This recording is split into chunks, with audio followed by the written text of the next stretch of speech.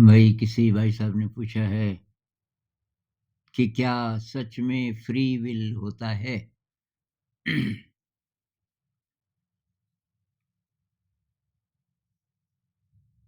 और वो कहते हैं कि सब कुछ ब्रह्मांड में ये कॉज़ एंड इफ़ेक्ट है कि ऐसा करोगे तो उसका ये असर होगा।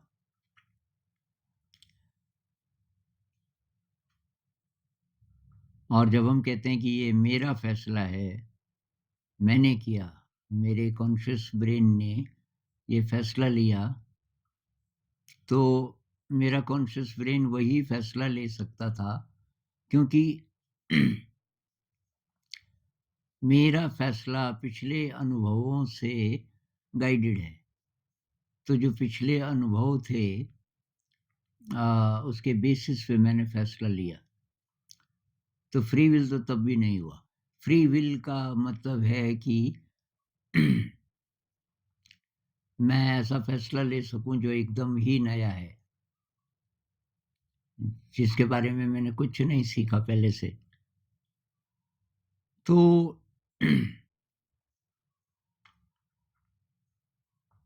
क्या ऐसा है कि सब कुछ पहले से लिखा हुआ है? हमारी किस्मत पहले से लिखी है और हम उसको जी रहे हैं बस और कुछ हम कर नहीं सकते। तो ज़्यादातर केसेज़ में शायद 99% से ज़्यादा केसेज़ में तो यही बात है कि हम हमारा अपना कुछ है ही नहीं। हम मतलब वी आर ड्रिवन क्योंकि एक जैसे हो गए। एक जैसे होने की ट्रेनिंग बचपन से शुरू हो जाती है, दूसरों की तरह जीना है। तो जैसे फैक्ट्री में ग्लास बनते हैं ना, एक ही जैसे क्योंकि एक ही साँचा होता है।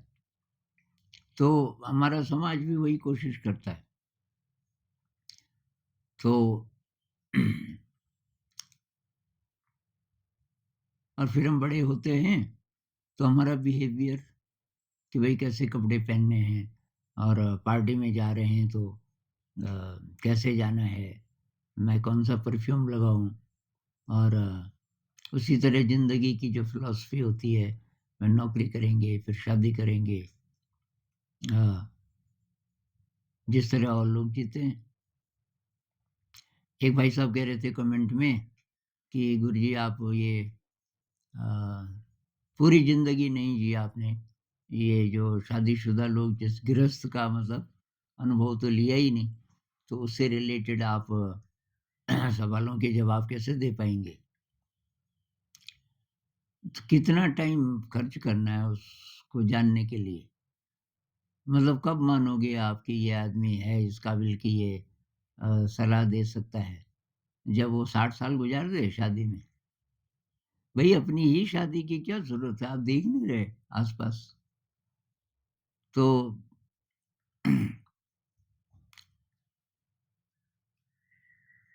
ये जो मनोवृत्ति है ना कि ऐसी ही है ज़िंदगी, इससे अलग कोई जिए तो वो अटपटा लगता है आपको, ज़्यादातर लोगों को।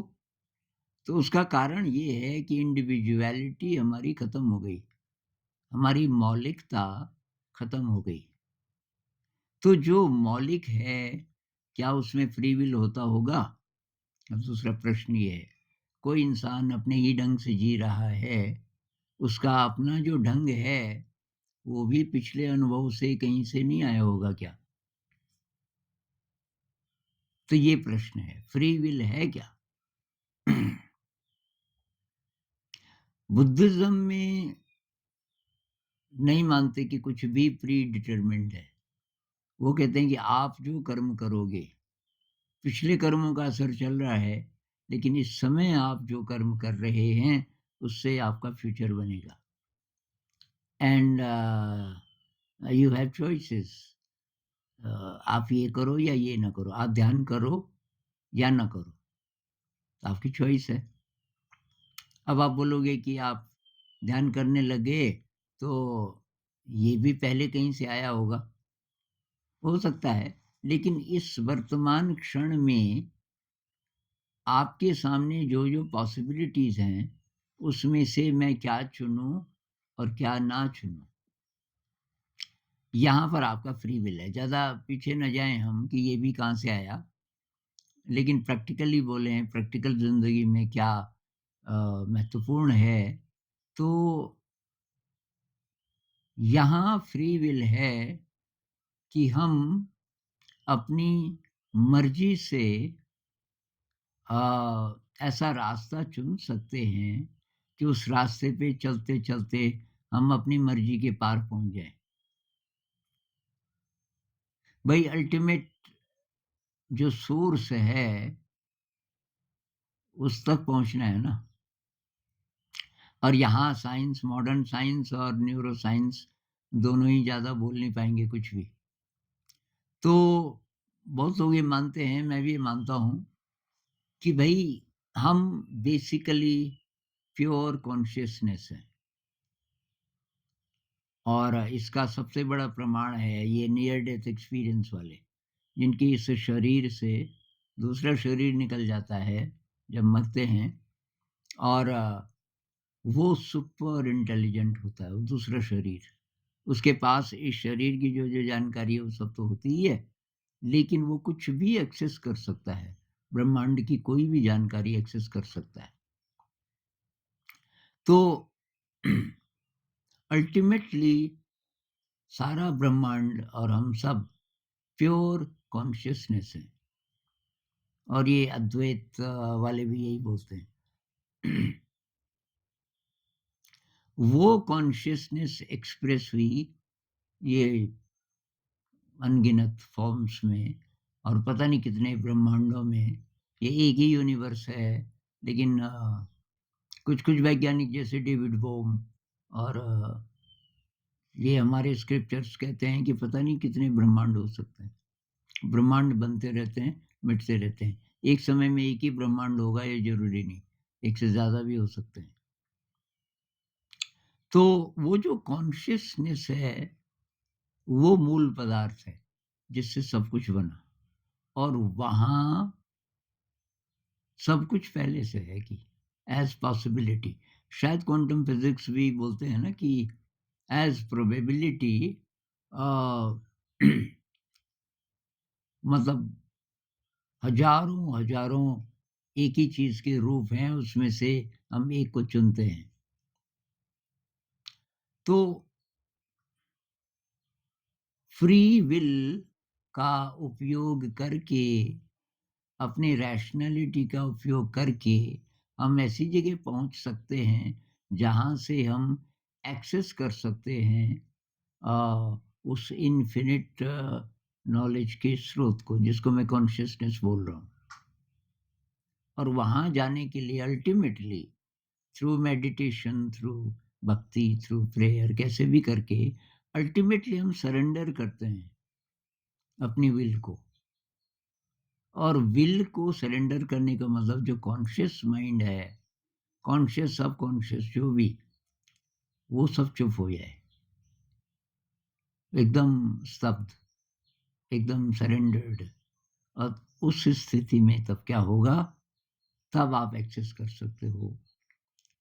आप मतलब कॉन्शियस ब्रेन नहीं, तो आपको तो पता भी नहीं चलेगा कि वो कहाँ से आया वो ज्ञान। क्योंकि वो ज्ञान जब आया जिस समय, आपका कॉन्शियस ब्रेन तो चुप था। और ये अनुभव है सभी लोगों का जो जिन्होंने कुछ ओरिजिनल ढूँढा।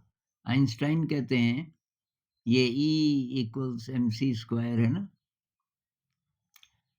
एनर्जी किसी भी चीज़ में जो एनर्जी है वो कितनी होगी, तो उसका मास को गुणा करो स्पीड ऑफ लाइट का स्क्वायर। मतलब बहुत ज़्यादा एनर्जी है एक-एक कण में। ये कहाँ से आया? आइंस्टाइन से पहले पूरी ह्यूमैनिटी में किसी ने ऐसा कुछ नहीं कहा जो इस सूत्र तक ले जाने में उसकी मदद करता। तो आइंस्टाइन ने कॉन्शियसली कुछ काम किया भी होगा तो ये इर्रेलेवेंट था। इस डायरेक्शन में वो कुछ काम नहीं आया। और आइंस्टाइन को पूछो कि भई ये कैसे आपने किया? तो कहते हैं मैंने नहीं किया। और कि ये मेरे दिमाग में जो बातें आती हैं, वो लैंग्वेज में नहीं आती, वो चित्र में नहीं आती और कि जब वो रिसीड कर रही होती हैं, मतलब कुछ आया आपके सामने, आप तो स्तब्ध हो गए और जब आपको ज़रा-ज़रा होश आया तो केवल पूँछ हाथ में थी, बाकी सब चला गया। तो कि मतलब कहने का मतलब ये है कि मैं जो बोल रहा हूँ, वो बहुत कम है। अ, तो कहाँ से आया? ये रामानुजन जो कहते हैं कि रामानुजन के बनाए हुए गणित के जो थ्योरम्स हैं, 100 से ज़्यादा शायद अभी ऐसे हैं, जिनको डिकोड नहीं कर पाए मैथमेटिशियंस। रामानुजन का नाम पता नहीं ये क्यों नहीं लेते, उनको तो कई-कई नोबेल अवार्ड मिलने चाहिए थे। क्योंकि पूरी दुनिया की उनकी तो डेथ कब हो गई थी? पूरी दुनिया के मैथमेटिशियंस माथापच्ची कर रहे हैं तब से और उनके थ्योरम्स को नहीं समझ पाए। तो कहाँ से आया? अब रामानुजन कहते हैं कि ये तो मैं थोड़ी बनाता हूँ ये थ्योरम, ये तो देवी बताती है मुझे।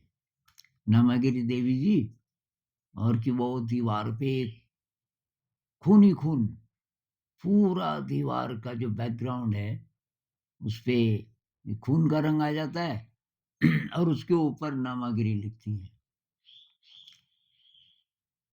और लिखती हैं और वो छप जाता है एक तरीके से मेरे ब्रेन में और जैसे ही मुझे पूरा होश आता है, मैं उसको लिख लेता हूँ। अब ये नामागिरी देवी कौन है?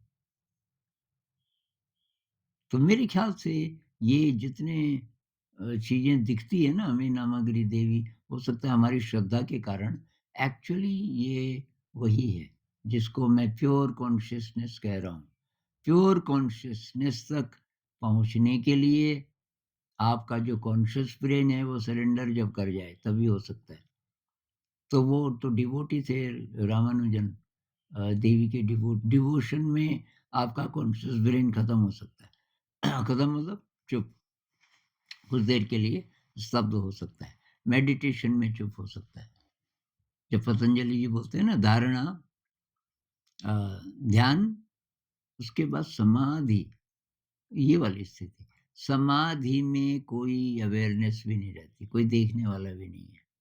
धारणा का मतलब है कि आप कंसंट्रेट कर रहे हो किसी एक चीज़ पे, बस एक ही चीज़ रह गई। अब ध्यान का मतलब है कि कुछ नहीं, आप you are just aware, you are aware of nothingness. लेकिन समाधि का मतलब कि यू खत्म हो गया, देयर इज़ जस्ट अवेयरनेस। तो वो है ना जस्ट अवेयरनेस, कबीर साहब कहते हैं बूँद समानी समुद्र में। बूँद मतलब आपका जो कॉन्शियस ब्रेन है। समुद्र का मतलब प्योर कॉन्शियसनेस। जब वो बूँद गायब हो जाए, प्योर कॉन्शियसनेस का हिस्सा बन जाए, सोकत हेरी जाए, अब कहाँ ढूँढोगे उसको? कॉन्शियस ब्रेन को आप उस समय ढूँढ नहीं सकते, वो इनएक्टिव है, वो काम नहीं कर रहा है। मरा नहीं है, लेकिन शरणागत है, वो सरेंडर्ड स्थिति में है। तो इसीलिए ना जिनको पता चला वो कहते हैं दाई विल ओ गॉड, हे ईश्वर तेरी इच्छा, मेरी नहीं। मेरी कोई इच्छा ही नहीं है, फ्री विल तो बहुत दूर की बात है, लेकिन मेरी जो इच्छा है, वो बहुत लिमिटेड है। तो लिमिटेड चीज़ों में उसका उपयोग करेंगे, ये साड़ी खरीदनी है कि वो साड़ी खरीदनी है, बस हमारा फ्री विल वहीं तक सीमित है। लेकिन हम फ्री विल की मदद से विल के पार जाने की भी कोशिश कर सकते हैं। क्रिएटिविटी भी वहीं से आती है। जेन्युइन ओरिजिनल क्रिएटिविटी के लिए ये सरेंडर बहुत ज़रूरी है। अब कॉन्शियस ब्रेन में जो-जो चीज़ें हैं, उन चीज़ों की मदद से आप क्रिएट कर सकते हो कुछ नया, लेकिन वो नया उस सेंस में होगा कि चीज़ें तो वही थी, आपने नए ढंग से अरेंज कर दिया। मतलब जो नॉलेज के जो टुकड़े थे, वो तो पहले ही वाले हैं। अरेंजमेंट थोड़ा आप बदल सकते हो बस। कॉन्शियस ब्रेन ये कर सकता है, जिसको आमतौर पे क्रिएटिविटी कहते हैं। ये कहते हैं कि वो new connection between different parts of the brain. Brain के अलग-अलग हिस्सों में कुछ नया आप कनेक्शन बना देते हो, लेकिन वो जो नया है, वो पुराने का ही कॉम्बिनेशन है एक प्रकार से। तो यहाँ तो हम आपका जो फ्री विल है, वो डिटरमाइंड है कि क्या-क्या है कॉन्शियस ब्रेन में। अब आप अरेंज करने के तरीकों पे थोड़ा बोल सकते हो कि फ्री विल। लेकिन जहाँ ऐसी क्रिएटिविटी है कि एकदम कुछ नया आ गया, वहाँ ये सरेंडर की स्थिति होगी, तभी हो सकता है। और कहते हैं कि जितने भी मैथ के सबसे मतलब 95% से ज़्यादा लोगों का ये कहना है, जो जो सर्वेज़ हुए, कि जो सबसे मुश्किल सवाल थे वो सपने में सॉल्व किए उन्होंने। अब ये सपना क्या चीज़ है? तो सपने में आपका जो कॉन्शियस ब्रेन है, वो लगभग चुप हो जाता है। कम से कम दखल नहीं देता। कॉन्शियस ब्रेन की इन्फॉर्मेशन कुछ-कुछ रहती है उसमें, लेकिन वो दखल नहीं देता, वो चुप हो जाता है। तो काफ़ी हद तक जो ड्रीम की स्टेट है, उसमें कॉन्शियस ब्रेन सरेंडर कर देता है। तो वहाँ भी एक पॉसिबिलिटी है। इससे भी एडवांस्ड है ल्यूसिड ड्रीम। ल्यूसिड ड्रीम में आपको पता भी होता है कि सपना है। तो आप कॉन्शियसली भी ढूँढ सकते हैं समाधान किसी चीज़ का, कुछ नया क्रिएट कर सकते हैं। अ, एक तरीके से अपने फ्री विल का उपयोग कर सकते हैं वहाँ, लेकिन ये फ्री विल कॉन्शियस ब्रेन का नहीं है उस समय। तो एक इन्फिनिट फील्ड है सुपर इंटेलिजेंस का, जिसके हम सारे एक्सप्रेशंस हैं, और मनुष्य के अंदर ये जो फ्री विल जिसको हम बोल रहे हैं, रैशनैलिटी कह लीजिए, रैशनैलिटी मनुष्य को मनुष्य के पास आई। अब ये साइंटिस्ट कहते हैं कि इवोल्यूशन से आई। इवॉल्व होते हम यहाँ पहुँचे। एक तरीके से वो भी सही है। इसको और लोग भी मानते हैं, रिलीजियस लोग भी मानते हैं कि शायद हम पहले जानवर थे। धीरे-धीरे हम इंसान बने। लेकिन वो जो कॉन्शसनेस है, प्योर कॉन्शसनेस, वो इंतज़ार कर रही होती है कि भई कब ये जीवधारी इस काबिल बने कि सीधे एक्सेस कर सके इसको। और वो जीवधारी तब मनुष्य बना, अभी का मनुष्य, अगर वो यूज़ करे अपने फ्री विल को अ, इस अपनी विल के पार जाने के लिए, जहाँ वो बोल सके कि भई मैं नहीं बस तू। ये जितने इस तरीके के मिस्टिकल सूफ़ी गाने हैं ना, उन सब में ये थीम है कि मैं नहीं बस तू, हे ईश्वर बस तू, मैं नहीं। ये मैं लिमिट कर देता है हमको, कि कॉन्शियस ब्रेन का एक बहुत बड़ा काम है लिमिट करना। जो इन्फिनिट है, उसको हम एक्सेस न कर सकें ज़्यादा, क्योंकि इस काबिल है भी नहीं कॉन्शियस ब्रेन। अचानक अगर उसमें कुछ आ जाए, तो कॉन्शियस ब्रेन गड़बड़ा जाएगा। तो इसलिए वहाँ तक पहुँचने के लिए कॉन्शियस ब्रेन को तैयार होना पड़ेगा, सरेंडर करना पड़ेगा, और ये वाली फीलिंग कि मैं नहीं बस तू। अगर वो स्टेट आ जाए किसी इंसान की, तब विल का मीनिंग ही कुछ बदल जाता है, और तब असली फ्रीडम है। ये कैसा फ्रीडम है? कैसा फ्रीडम चाहिए हमको? ऐसा तो नहीं चाहिए ना कि मैं चाहूँ तो ये जो पेड़ है ये उखड़ के और उल्टा हो जाए, और ये हमें कैसा फ्री विल चाहिए? फ्री विल चाहिए कि आनंद की अनुभूति हो सके, हम कुछ नया क्रिएट कर सकें। उदाहरण के लिए अभी दुनिया में जो पॉल्यूशन है, जिन-जिन कारणों से हम कुछ ऐसी नई टेक्नोलॉजी ढूँढ सकें, जिससे पॉल्यूशन ना हो। हम ऐसा कोई फ्यूल ढूँढ सकें जिसका एमिशन खतरनाक ना हो, कार्बन मोनोऑक्साइड, कार्बन डाइऑक्साइड वगैरह ना बने, ऐसी इंडस्ट्रीज़ बना दें, जहाँ सल्फर डाइऑक्साइड वगैरह ना बने वगैरह। तो ये जो चीज़ें हैं, ये कहाँ से आएँगी? इसमें वही है, कॉन्शियस ब्रेन कॉन्शियस ब्रेन से आएँगे समाधान बहुत लिमिटेड और उसी तरीके के। तो ये जो चीज़ें आती हैं, ये वहाँ से आती हैं, इन्फिनिट फ़ील्ड ऑफ कॉन्शियसनेस से कुछ भी नया जैसे इंटरनेट आया होगा। अब कल्पना कीजिए कि 100 साल पहले 4 वैज्ञानिक हैं और वो पता कर रहे हैं भई भारत से अमेरिका फ़ास्टेस्ट क्या तरीका है संदेश पहुँचाने का। तो क्या सोच रहे होंगे वो? वो एरोप्लेन की स्पीड की सोच रहे होंगे। कैसा इंजन हो, कैसा वो हो। एकदम नया जो आज तक था ही नहीं, वो नहीं वो सोच सकते। तो जिसके दिमाग में हालाँकि इलेक्ट्रोमैग्नेटिक वेव्स का पता था, ये रेडियो वेव्स वग़ैरह, रेडियो तो था। मैं टीवी से भी पहले की बात कर रहा हूँ, पर रेडियो तब भी था। तो फिर भी ये जो इंटरनेट के उसमें मैसेजेस दोनों तरफ भेजे जा सकते हैं और केवल मैसेजेस नहीं पिक्चर्स भेजी जा सकती है। ये किसके दिमाग में आया होगा? और वो फ़ास्टेस्ट होगा क्योंकि सेकंड्स में यहाँ से मैसेज वहाँ पहुँच जाता है। तो मेरे ख़्याल से जो डिज़ाइन है नेचर का वो ऐसा है कि एक तो ये इवोल्यूशन है। अब ये मिस्टिक्स कहते हैं कि ये खेल है। ये खेल है कि वो धीरे-धीरे, धीरे-धीरे जो साइंटिस्ट कहते हैं ना कि यूनिसेल्युलर क्रीचर्स से पहले और फिर धीरे-धीरे, धीरे कॉम्प्लेक्सली ऑर्गेनाइज़्ड ये बने जीवधारी और बनते-बनते फिर मनुष्य बना और मनुष्य अभी कंप्लीट नहीं बना क्योंकि वो अपने रैशनैलिटी को ठीक से यूज़ नहीं कर पा रहा। तो उसने ये दुनिया ऐसे डिज़ाइन की जिसमें कॉम्पिटिशन है, अलग-अलग देश बना दिए, फालतू में एक-दूसरे को मारते रहते हैं, ब्लडशेड हो रहा है।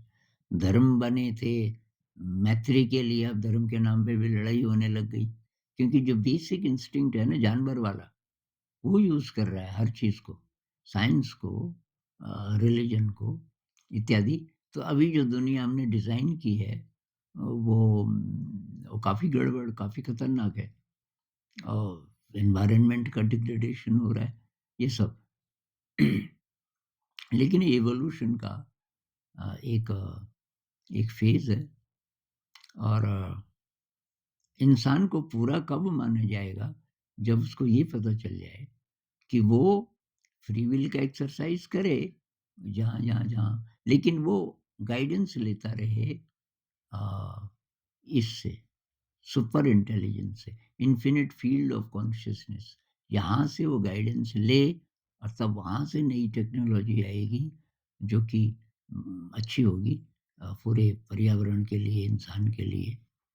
वहाँ से नया ज्ञान विज्ञान आएगा, नए प्रकार की शिक्षा व्यवस्था, दूसरी व्यवस्थाएँ आएँगी। फिर बॉर्डर पे आर्मीज़ लड़ाई नहीं करेंगी, ये सब होगा। तो ये तब होगा जब ज़रा इंसान एक कदम और आगे बढ़ेगा और अपनी विल को सरेंडर करना सीखेगा। तो उसी के तरीके हैं, भक्ति है ध्यान है, ये सब उसी के तरीके हैं। भक्ति अगर अंधविश्वास न बन जाए और लालच से प्रेरित न हो, भक्ति या ध्यान कि भाई ये करेंगे, ध्यान करेंगे और तब मैं पास हो जाऊँगा। जो प्योर है, प्योर क्या है? हमें भई उसको छूना है। उसको ईश्वर कहो, उसको अल्लाह कहो, उसको होलो मूवमेंट कहो, डेविड बॉम बोलते हैं। उसको ब्रह्म कहो, उसको इन्फिनिट फील्ड ऑफ कॉन्शियसनेस कहो, उसको कॉस्मिक इंटेलिजेंस कहो, कई नामों से उसको बुलाया जाता है। कबीर साहब कहते हैं बूँद समानी समुद्र में, वही कहने की कोशिश कर रहे हैं। उस तरफ ह्यूमैनिटी शायद बढ़ रही होगी। धीरे, धीरे, धीरे मुझे ये आशा है कि पूरा जो डिज़ाइन है प्रकृति का, जो उस इन्फिनिट कॉन्शियसनेस ने नेचर बनाई, नेचर के अंदर नियम बनाए, सारा कुछ बनाया, ऐसे फालतू में नहीं बनाया। ऐसा नहीं हो सकता कि इंसान ऐसा हो गया, बहुत ज़्यादा गड़बड़ हो गया और वो गड़बड़ ही करता रहेगा। नहीं, ये सीख रहा है वो, सीख रहा है, कुछ गलत आदतें पड़ जाती हैं कई बार हमको। इंसान को अल्कोहलिक बन जाता है, कोई चोर बन जाता है, बाद में ठीक भी तो हो सकता है। तो इंसानियत अभी सीख रही है मेरे ख़्याल से। और ये जो फ्री विल का कॉन्सेप्ट है, ये तब रहेगा ही नहीं। तभी होगा thy will O God, not mine be done. मेरी इच्छा नहीं, हे प्रभु तेरी इच्छा। नमस्कार।